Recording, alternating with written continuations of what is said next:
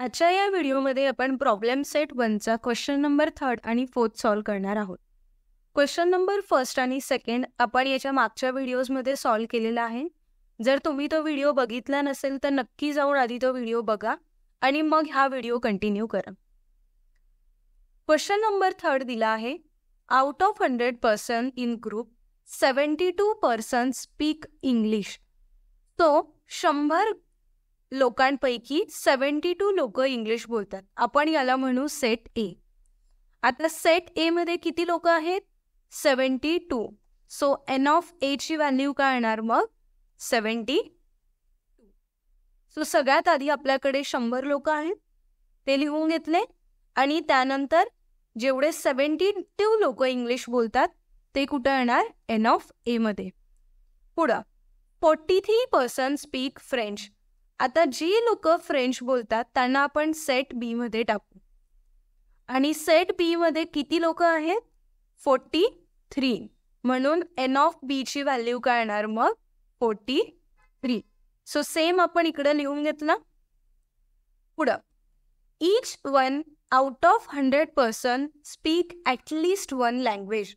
आता 100 लोकांपैकी 100चे 100 लोक एकतर इंग्लिश बोलतात किंवा फ्रेंच बोलतात, किंवा मग असे काही लोक आहेत जे इंग्लिश पण बोलतात आणि फ्रेंच पण बोलतात.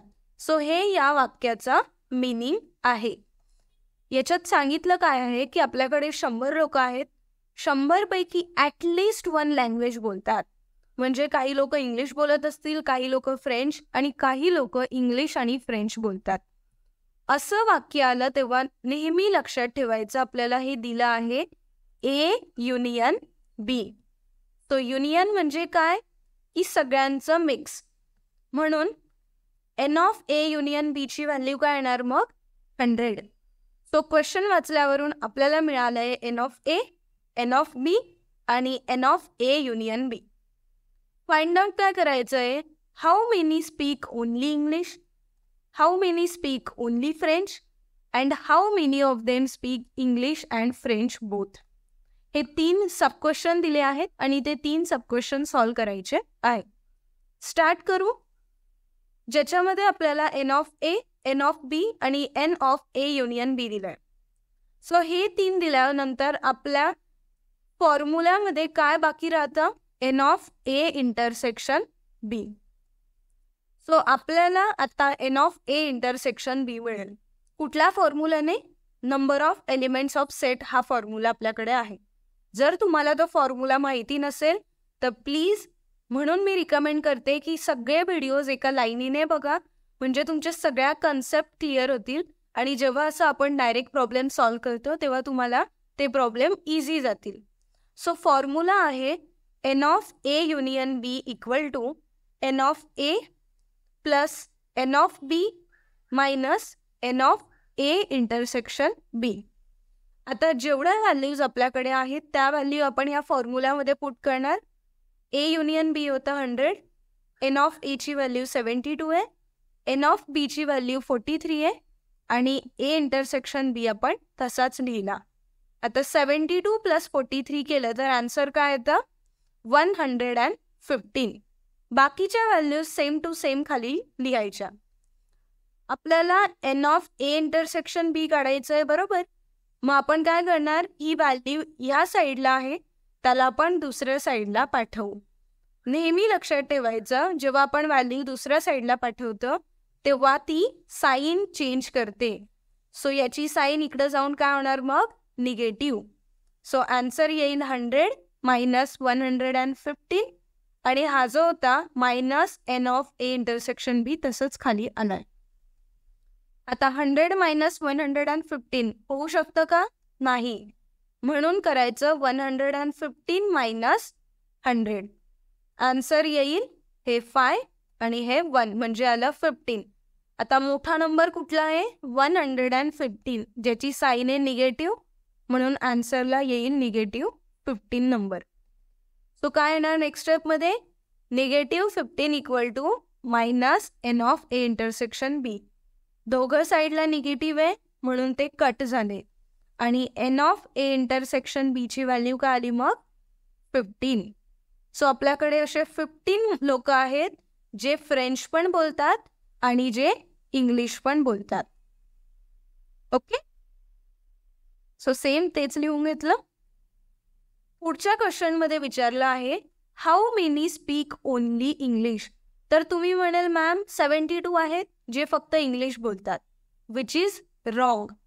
आता बघा 100 लोक होते आपल्याकडे, त्याच्यापैकी 72 असे लोक आहेत जे इंग्लिश बोलतात. ठीक आहे, म्हणून मी इथं ENG लिहिते फक्त. सो ENG म्हणजे इंग्लिश बोलणारे. पण त्याच्यापैकी 15 असे लोक आहेत जे इंग्लिश पण बोलतात आणि जे फ्रेंच पण बोलतात. सो आपल्याला हे लोक नको आहेत जे इंग्लिश पण बोलताय आणि फ्रेंच पण बोलताय. म्हणून 72 मधून जेव्हा आपण हे 15 लोक काढून टाकू तेव्हा आपल्याला असे लोक मिळतील जे फक्त इंग्लिश बोलतात. सो फॉर्म्युला काय येणार मग, N of A minus N of A intersection B. Value put केली, so N of A 70, N of A intersection B आहे 15 आणि 72 मायनस 15 answer is 57. So there are 57 students who just speak English. Done? Next, how many speak only French? Same question जसा इंग्लिशसाठी होता तसाच फ्रेंचसाठी पण आहे. आपण त्याच्यात काय फॉर्म्युला यूज करणार मग, N of B minus N of A intersection B. N of बीची व्हॅल्यू आहे आपल्याकडे 43 आणि N of A intersection B आहे 15. 43 minus 15 answer is 28. So 28 student आहे जे फक्त फ्रेंच बोलतात. क्वेश्चन नंबर 4 बघू आता आपण. क्वेश्चन नंबर 4 दिला आहे 70 trees were plan by Parth. आता पार्थ नावाचा एक मुलगा आहे ज्याने 70 ट्रीज प्लांट केले. So this is set A आणि याला एन ऑफ ए काय मिळणार आहे, करेक्ट 70, कारण त्याच्यात 70 ट्रीज आहेत. Next, 90 trees were plan by Pragya. So प्रज्ञाने ट्री किती प्लॅन केले, 90, विच इज सेट बी. आणि सेट बी मध्ये किती ट्रीज आहेत, 90. सो आपल्याला सगळ्यात आधी तर 2 गोष्टी मिळून गेल्या. एन ऑफ ए मिळालं 70 आणि एन ऑफ बी मिळालं 90. हे दोघं आधी आपण एक्झाम्पल जेव्हा सॉल्व करतोय त्याच्यात लिहून घेऊ. Done.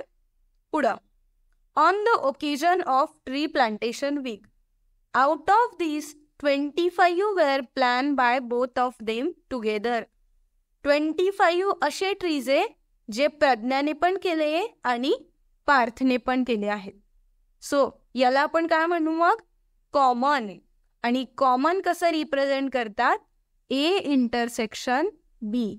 So N of A intersection B किती आलं, 25, जे लिहून घेऊ. फाइंड आउट काय करायचं आता, how many trees were planned by Parth आणि प्रज्ञा.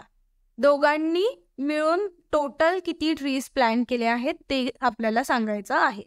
ठीक आहे, आपल्याकडे N of A, N of B आहे आणि N of A intersection B आहे.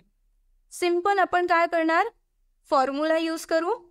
फॉर्म्युला आहे N of A union B equal to N of A plus N of B minus N of A intersection B. ज्या values आपण काढल्या आहेत त्या value या फॉर्म्युल्यामध्ये टाकू. आपल्याकडे एन ऑफ एची व्हॅल्यू आहे 70, एन ऑफ बी आहे 90 आणि ए इंटरसेक्शन बी मध्ये किती व्हॅल्यू आहे 25. 70 प्लस 90 केलं, जर तुम्ही रफ पेजवर केलं 70 प्लस 90 आन्सर काय येतं, हा 0 आणि 7 प्लस 9 होतं 16. So answer is 160. सो या दोघांचा आन्सर आलाय 160 मायनस 25. जर याला मायनस 25 केलं तर काय आन्सर येतं आपला, n of A union B equal to 135. तो पार्थ और प्रज्ञा दोघांनी मिळून किती ट्री प्लांट केले आहेत? 135. तो ह्या व्हिडिओमध्ये आपण क्वेश्चन नंबर 3 आणि क्वेश्चन नंबर 4 सॉल्व्ह केला आहे. नेक्स्ट व्हिडिओमध्ये आपण प्रॉब्लेम सेटचे पुढचे क्वेश्चन सॉल्व्ह करू. तुम्हाला जर हा व्हिडिओ थोडाही आवडला असेल तर याला नक्की लाईक करा आणि तुमच्या फ्रेंड्ससोबत शेअर करा, म्हणजे त्यांना सुद्धा या कन्सेप्ट आपल्या सिंपल मराठी भाषेमधून समजतील.